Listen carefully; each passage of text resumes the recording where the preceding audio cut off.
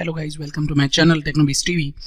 Guys, ये जो video है ना, पिछली वाली वीडियोज़ की कंटिन्यूएशन में है और इस वीडियो में मैं कोऑर्डिनेट डायमेंशनिंग की पहली शॉर्टकमिंग को एक्सप्लेन करूंगा पूरा डिटेल में। ठीक है, जो सबसे पहली शॉर्टकमिंग थी, अभी इसी ये जो कोऑर्डिनेट डायमेंशनिंग है, इसी को हम प्लस माइनस डायमेंशनिंग सिस्टम भी बोलते हैं।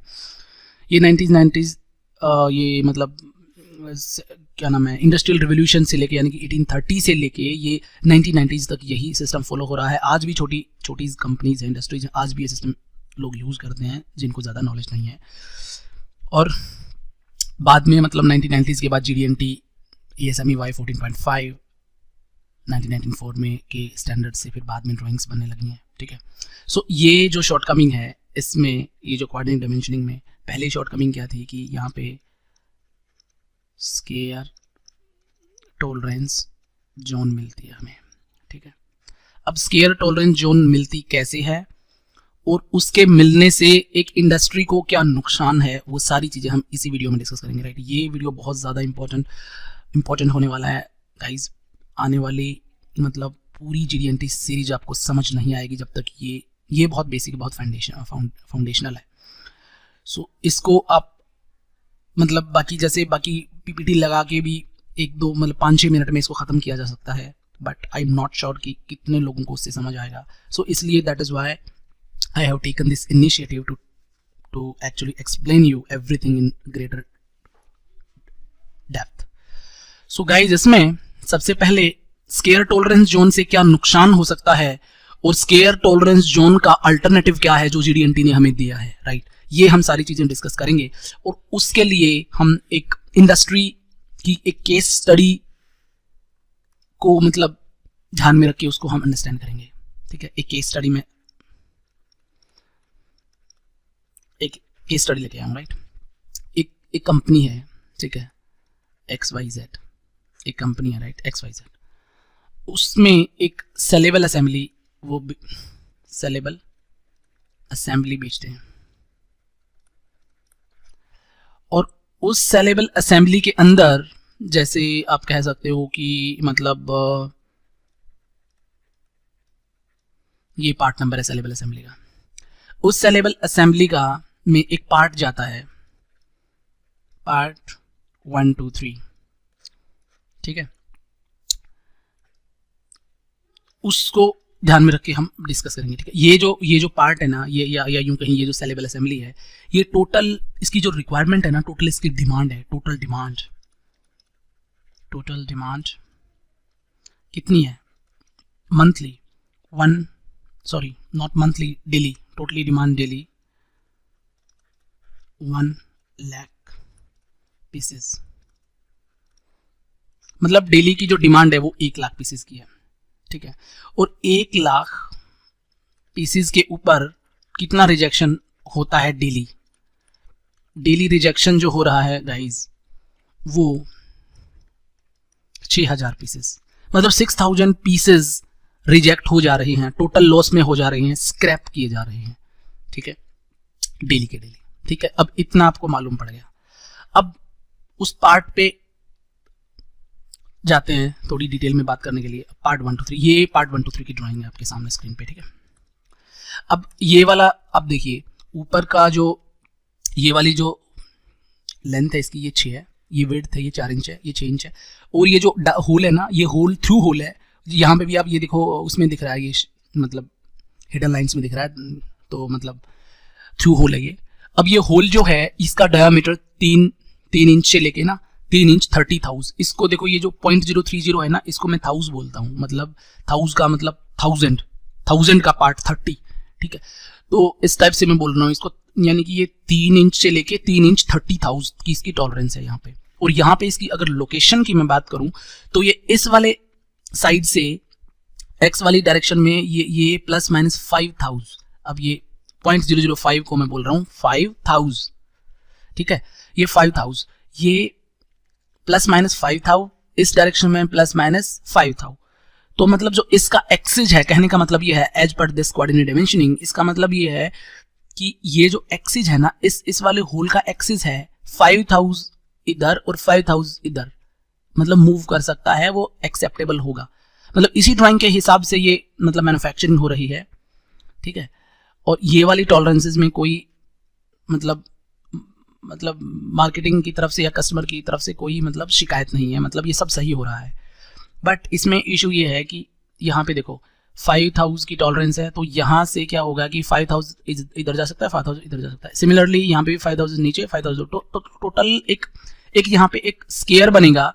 स्केयर की जो डायमेंशन क्या होंगी, तो मतलब इधर 5000 इधर 5000, तो टोटल मिला के 10,000 इधर, 10,000 इधर, 10,000 इधर और 10,000 इधर, टोटल एक रेक्टेंगल बनेगा। तो इसी मतलब इसका जो एक्सिस है ना इस होल का, अगर ये रेड वाला स्केयर जो है इसके अंदर जब तक वो लाई करेगा तो वो एक्सेप्टेबल होगा part as per this drawing, ठीक है।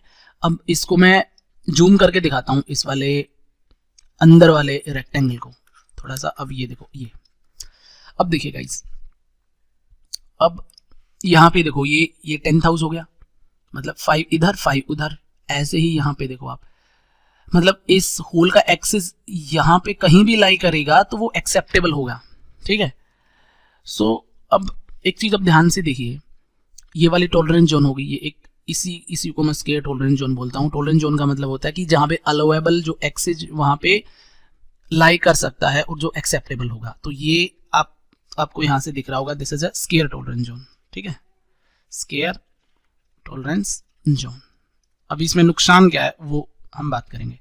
अब देखो, अब इसको ना, इस लाइन को अगर मैं मिला दूं, इस यहाँ ये जो इसका डायगोनल है, तो इसको मैं यहां निकाल लाता हूं, ठीक है।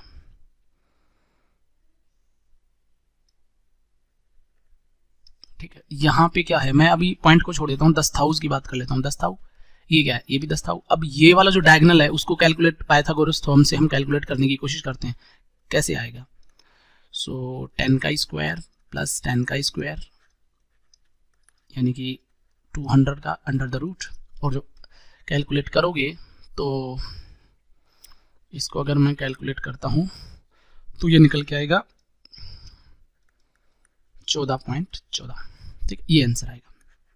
आप कैलकुलेट कर लीजिए, इट विल कम इवेंचुअली।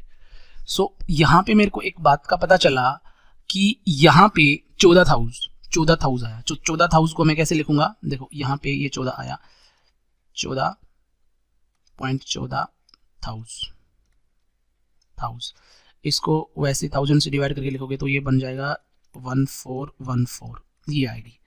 मतलब यहाँ पे जो टॉलरेंस दी गई है दैट इज प्लस माइनस 5,000 की है, ठीक है। और यहाँ पे जो ये डायगोनल निकल के आ रहा है ये 14,000 का निकल के आ रहा है, ठीक है।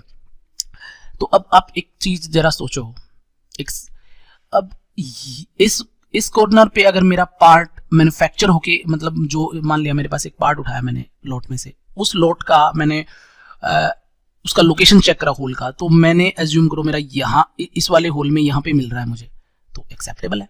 फिर मैंने दूसरा पार्ट उठाया, यहाँ पे है उसका access, that is also acceptable. अब मेरा एक पार्ट है, अब मेरा यहाँ पे है मान लिया, वो भी एक्सेप्टेबल है, यहाँ पे है वो भी एक्सेप्टेबल है, मतलब पूरे डायगोनल पे जहां पे भी है सारा एक्सेप्टेबल है। अब जब पूरे डायगोनल पर ही एक्सेप्टेबल है तो क्यों ना मैं इस डायगोनल को डायमीटर मानकर एक सर्कल बना दूं और उस सर्कल के अंदर जितने पॉइंट्स आएंगे वो सारे के सारे सेम ही टॉलरेंस, सेम ही एक्सेप्टेबल लिमिट को दिखाएंगे। तो वही चीज यहाँ पे इस डायग्राम में करी गई है। सो यहाँ पे एक्चुअली ये ना 14.14 है, ठीक है।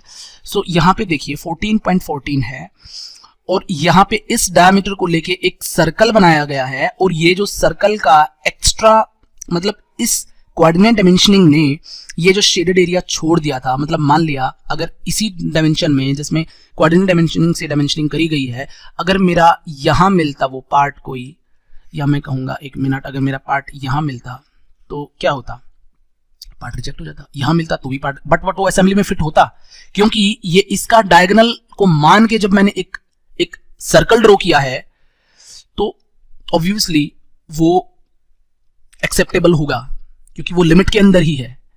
सो यहाँ पे वो भी असेंबली में आराम से फिट हो जाएगा, यहाँ पे होगा वो भी असेंबली में फिट हो जाएगा।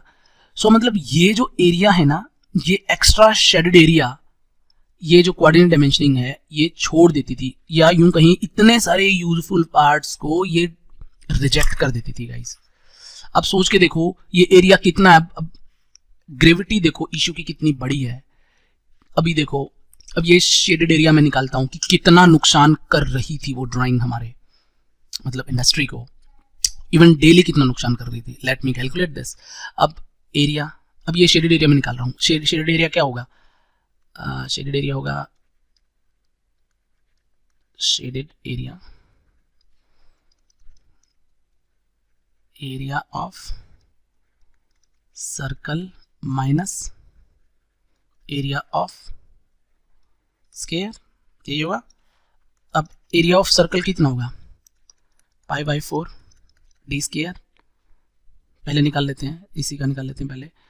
वो 3.142 मल्टीप्लाई बाई डायमीटर, डायमीटर कितना है 14.14 मल्टीप्लाई 14.14 डिवाइड बाई कितना होगा 4, और इसको आप कैलकुलेट करोगे ना, आंसर आएगा 157। आप कर लीजिएगा, वीडियो बहुत लंबी हो जाएगी इसलिए मैंने पहले से कैलकुलेट करके रखा हुआ है 157।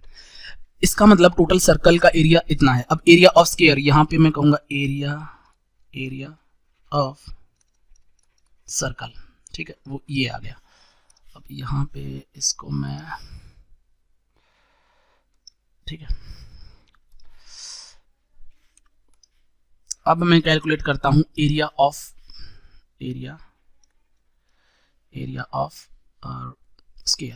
स्क्वायर, वो तो सबको पता है, लेंथ इनटू ब्रेथ, दोनों ही 10 and 10 है, 10 था। सो कितना आ गया? ये 100 आ गया। अब फिर से इसी पे चलते हैं। अब ये देखो, आप ये देखो, इसका एरिया 100 है और इस पूरे सर्कल का एरिया कितना है? सर्कल का 157 है। अब कितने परसेंट एरिया फालतू है सर्कल के पास? कितने परसेंट फालतू है? 57%। कैसे निकालेंगे? Percentage of area more with circle. So 157 कितना है? 157 माइनस 100 किसके रिस्पेक्ट में? स्क्वायर के रिस्पेक्ट में, परसेंटेज। तो टोटल कितना निकल के आएगा? तो अब यू गाइस, आप सब इंजीनियर्स हैं तो आप लोगों को ज़्यादा इस मैथ्स में दिक्कत नहीं आएगी। That is 57%। तो या यूं कहें कि 57% एरिया, आई वुड से कि यहाँ पे देखिए 57% एरिया मोर है, या यूं कहें कि 57% parts would be rejected useful. अब इसमें क्या है कि ये सारे पार्ट्स यूजफुल थे, असेंबली में फिट हो जाते। कोऑर्डिनेट डायमेंशनिंग ने, जो क्वालिटी इंस्पेक्टर ने, ये सारे पार्ट रिजेक्ट कर दिए। कितने परसेंट रिजेक्ट कर दिए? 57% मोर रिजेक्शन, 57% मोर रिजेक्शन। अब जब ये 57% मोर रिजेक्शन हुआ, 57% मोर रिजेक्शन हुआ, तो इसकी ग्रेविटी समझते हैं एक बार। इसका मतलब एक्चुअल टर्म्स में कितना नुकसान हुआ? 1 लाख जो डेली बन रही थी, 6000 पीसेस खराब हो रहे थे, ठीक है। अब 6000 पीसेस जो हैं, 6000 पीसेस जो हैं, इसमें 57% रिजेक्शन। अगर हम GD&T का यूज करते हैं, राइट, मतलब ये तो करंट सिनेरियो है, अब GD&T क्या करता है? एक्चुअली GD&T क्या करता है कि वो टॉलरेंस जोन को ना ये राउंड में लेके चलता है। GD&T, ये जो मैंने बोला था ना कि क्यों ना हम एक डायगोनल बना के, क्यों ना यहाँ पे एक सर्कल बना दे, जो सर्कल एक्चुअल डिफाइन करेगा कि कितने सारे पार्ट्स एक्चुअल में एक्सेप्टेबल हो जाते, तो वो काम GD&T कर रहा है। GD&T हमेशा ये सिलेंड्रिकल टॉलरेंस जोन लेके चलता है, ठीक है। सो अब यहाँ पे अगर GD&T का यूज करते, तो सिलेंड्रिकल टॉलरेंस जोन अगर यूज करते तो देखो तो होता क्या, 57% रिजेक्शन कम हो जाता। अभी मैंने प्रूव करके दिखाया है। तो 6 इसमें 57%, ये टोटल रिजेक्शन है ना, ये 1 लाख पे टोटल रिजेक्शन है, ये 1 लाख पीसेस पे डेली का इतना रिजेक्शन था। तो 57% रिजेक्शन कम होता, तो 60 × 57 को अगर आप मल्टीप्लाई करोगे ना गाइज, तो आएगा 3420। इतने पीसेस का रिजेक्शन मतलब बच जाता अगर GD&T का यूज करके वो ड्राइंग बनाई होती तो 3520 इतने पीसेस डेली के बच जाते और एक पीस का प्राइस अभी हमने ऊपर क्या लिखा है, अब देखो एक पीस का कितना प्राइस हमने अज्यूम किया है। अच्छा ये हाँ हमने प्राइस यहाँ पे डिफाइन नहीं करा है तो यहाँ पे हम प्राइस कर देते हैं, प्राइस ऑफ वन पीस मैं कह लेता हूँ 1000 रुपीज, ठीक है। अब 3420 पीसेस बच जा रहे हैं। रिजेक्शन के बाद तो वो कितने, वो स्क्रैप हो जाते, बट अगर यूजफुल उनको हम कर लेते हैं तो वो 1000 रुपए का बैठेगा एक पार्ट। तो अब कितना प्राइस रोज का बच गया, 34,20,000, 34 lakhs, 34.2 lakhs इतना डेली का बचत हो गई गाइज। अब ग्रेविटी देखो, मतलब how it is tempting to use this GD&T, how it is useful. So अगर ये कैलकुलेशन आपको समझ नहीं आई हो गाइज तो आप एक काम कीजिए, दोबारा वीडियो को देखिए और नीचे कमेंट कीजिए, ठीक है। ये तो GD&T का सिर्फ मैंने एक एस्पेक्ट बताया है और एक शॉर्टकमिंग बताई है, this is the one and the foremost. अब स्केयर टॉलरेंस जोन, अभी देखो हमने पहली जो शॉर्टकमिंग देखी थी square tolerance zone. Square tolerance zone क्या होती है आपको मालूम पड़ गया यहाँ से, स्केयर टॉलरेंस जोन क्या होती है। उसके बाद स्केयर टॉलरेंस जोन से क्या क्या नुकसान हो सकता है और कितना नुकसान हो सकता है, 57% मोर रिजेक्शन, राइट। तो वो किस तरह से और कितना नुकसान होता है वो सारा हमने यहाँ पे देखा। और ठीक है, बाकी तो ऐसा इसमें कुछ है नहीं। और अगर गाइज अभी भी आपको समझ ना आया हो तो आप नीचे जरूर कमेंट कीजिएगा, I will try to address your concern. और अगर मैं किसी और दूसरे, अब मैंने इसको केस स्टडी से आपको समझाया है तो मैं किसी दूसरे तरीके से समझा दूंगा अगर आपको अभी भी समझ नहीं आया होगा तो, राइट। सो आप ये पूरी कैलकुलेशन को मैं तो ये कहूँगा कि आप ना एक ऐसी नोटबुक लगा लीजिए, उस नोटबुक पे ना जैसे जैसे अब मैं लिखता जाता हूँ आप भी लिखिए उस चीज़ को। और ये डायग्राम्स बनाने they are not that much difficult, they are very very easy. आप वीडियो को पॉज करके वो सारे डायग्राम्स बना सकते हो और अपना एक GD&T की एक पूरी नोटबुक लगा सकते हो। और अगर मैं PPT से पढ़ा रहा होता तो आप सोच भी नहीं सकते थे अपनी नोटबुक बनाने की। So that is why I am not teaching you with PPT। और PPT में बहुत लिमिटेड स्कोप होता है समझाने का, ठीक है। सो गाइज इसलिए I strongly recommend to make some notes out of these lectures. और अगर आपको समझ नहीं आया तो आप दोबारा देख सकते हो वीडियो को, राइट, ठीक है। And thank you for watching this video. In the next video I will explain the second shortcoming for this coordinate dimensioning, and then we will proceed to the third. So thank you very much guys for watching this.